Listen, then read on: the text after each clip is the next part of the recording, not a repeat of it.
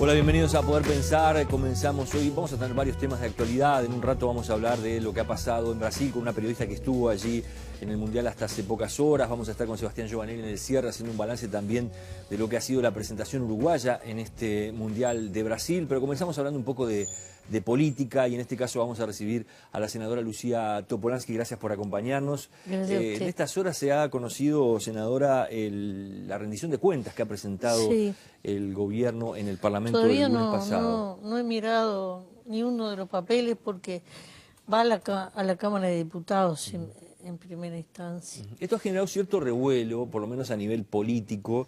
Han comenzado a aparecer algunas críticas, sobre todo de la oposición, sobre el tema del gasto público, ¿no? Y los números. No me llama la atención, es la crítica que han hecho los 5 años de gobierno. Esta rendición de cuentas es de artículo único porque estamos en año electoral y no se puede hacer gasto, pero tiene, según me han comentado, una sólida exposición de motivos que es una verdadera rendición del estado de situaciones económico del país y que hay que analizarla con detenimiento. Entonces, ingresó ayer la rendición. Yo no creo que nadie pueda tener hoy opinión. Si se quiere hablar, se puede hablar, es libre el país. Uno de los datos sobre el que más se ha hablado sobre esta rendición es el aumento del déficit que se genera de prácticamente, o la estimación que se hace por parte del equipo económico es de un 3,3% para este año. Es algo así como 1.755 millones de dólares. Hay quienes han planteado, por ejemplo, el senador Bordaberry ha hablado en estas horas diciendo con los años de bonanza que se han vivido o de crecimiento es increíble que se llegue a esta situación. Hay varios factores. Nosotros tuvimos que hacer un esfuerzo importante para mantener el valor del dólar. Hubo muchos meses que el Banco Central todos los días compraba para que no se fuera a 14, 15 el valor del dólar, porque esto todo es un juego de balanza de precisión. Esos dólares se fueron acumulando en las reservas del Banco Central, hoy valen más porque el dólar aumentó, pero eso generó un problema que después repercute en otros aspectos de eso por un lado. Después hubo inversión. Este fue un periodo de gobierno donde hubo muchísima inversión. Esa inversión, como toda inversión, se va a ir amortizando en el tiempo, pero da un rédito económico. Por ejemplo, nunca había habido una transformación tan potente de la matriz energética. La matriz energética del Uruguay, esto lo debería saber Bordaberry y otros, estaba absolutamente estancada. La opción era las represas cuando tenían agua y si no petróleo. Bueno, ahora nosotros entramos a desplegar una diversificación muy fuerte que tiene que ver con lo eólico, con lo fotovoltaico, con la biomasa, con la interconexión con Brasil, con la regasificadora, es decir, y eso ya produjo el primer efecto, que es esta baja que hubo de la tarifa, pero ese, si se quiere, es uno de los efectos. Hay un efecto es una medida de año electoral. No, si esto fue una planificación que vino de 5 años, el que la siguió, y la siguió en serio, y piensa, se da cuenta que eso no es así. Y además porque ellos lo hicieron, entonces le ponen a uno las mismas mañas, pero nosotros no somos así. Entonces, ese enorme cambio también es un cambio en relación al país productivo, porque cualquiera que se venga a instalar al Uruguay o algún uruguayo que vaya a instalar un emprendimiento y le pregunte al Estado de qué energía dispongo, que esa es una pregunta básica. En este momento no hay techo. Entonces teníamos un techo y además un techo caro. Bueno, esa transformación tiene un costo.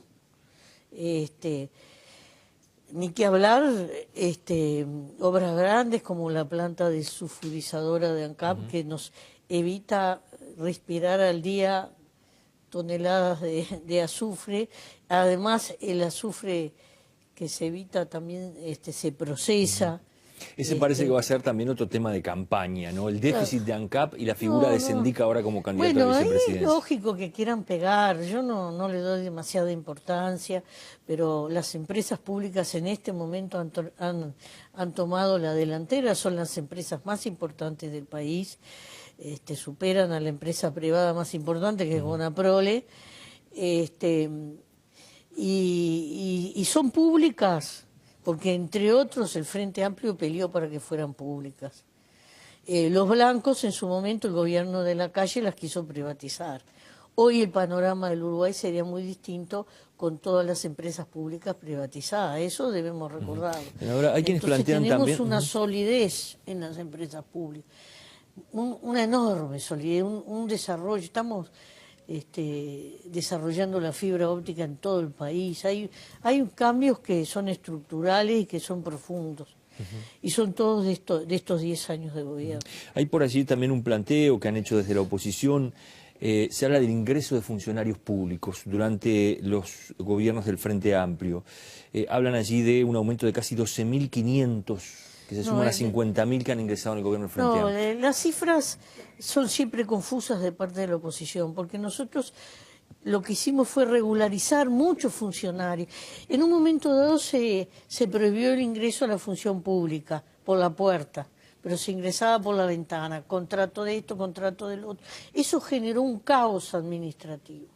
Por ejemplo, en salud pública, que todavía no lo hemos podido terminar de arreglar, que yo tuviera un enfermero contratado por presupuesto, por 410, por comisión de apoyo, salarios distintos, con la misma función, un caos absoluto y total. Bueno, nosotros, toda esa gente la empezamos a presupuestar, quedó como ingresada, pero ya estaba en el Estado. Además, los ingresos ahora se hacen por ventanilla única, con llamados, con concurso, con condiciones, puede acceder cualquiera, no se precisa el dedo de un político, ni un amigo. Y bueno, y todas esas cosas son enormes mejoras en la gestión del Estado, más la transformación del estatuto del funcionario público, que ahora empieza a dar su resultado, la pirámide funcional que se simplificó. No, ha habido un cambio en ese lugar fantástico. Y yo creo que hay la cantidad de funcionarios. Puede ser incluso que en algunos organismos falten funcionarios.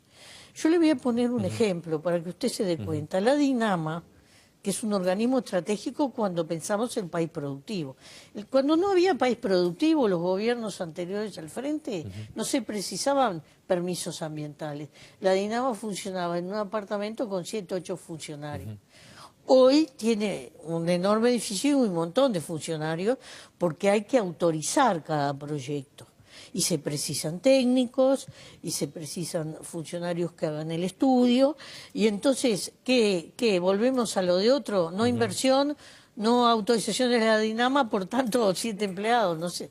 Es la lógica del progreso del país que trae algunos aumentos.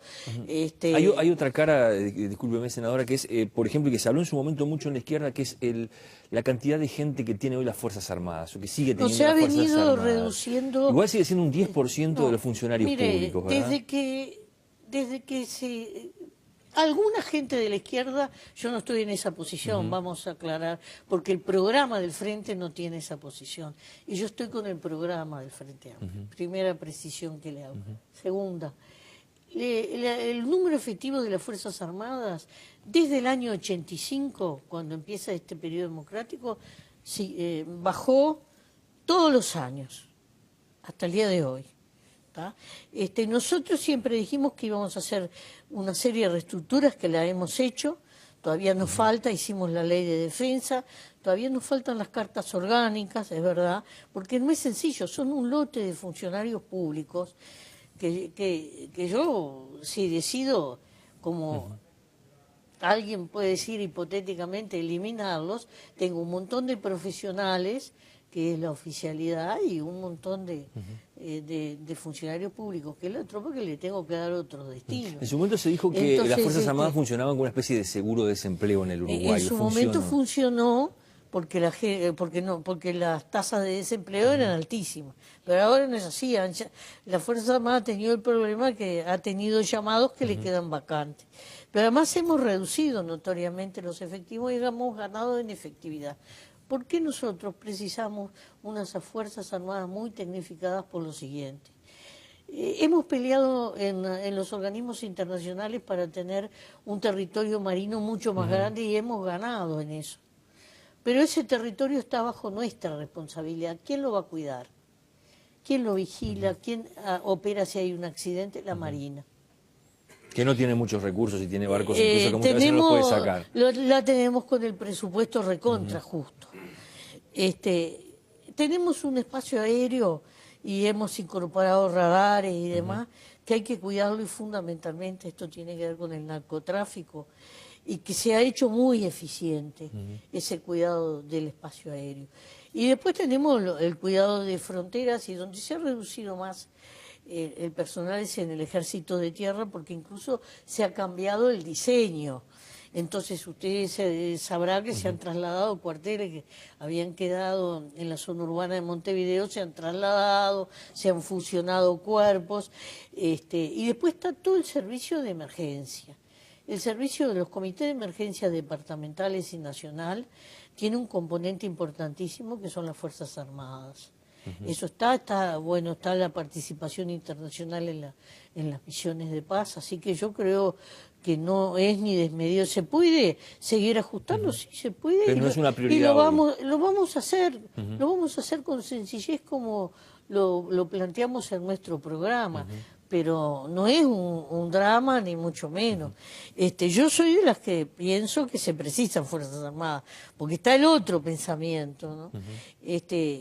Costa Rica eliminó las Fuerzas Armadas, pero al poco tiempo tuvo que militarizar la policía para cumplir las funciones de las Fuerzas Armadas que no tenían. Entonces yo me puedo vender versos, pero ¿qué le pasó? A nivel del mar tuvo que contratar con los portaaviones norteamericanos para que le cuidaran el mar. Entonces, ¿dónde quedó la soberanía de Costa Rica? Las cosas hay que mirarlas con toda su globalidad y sobre todo estudiar antes de hablar. Le pido un minutito, vamos a la pausa y ya volvemos. ¿Cómo no?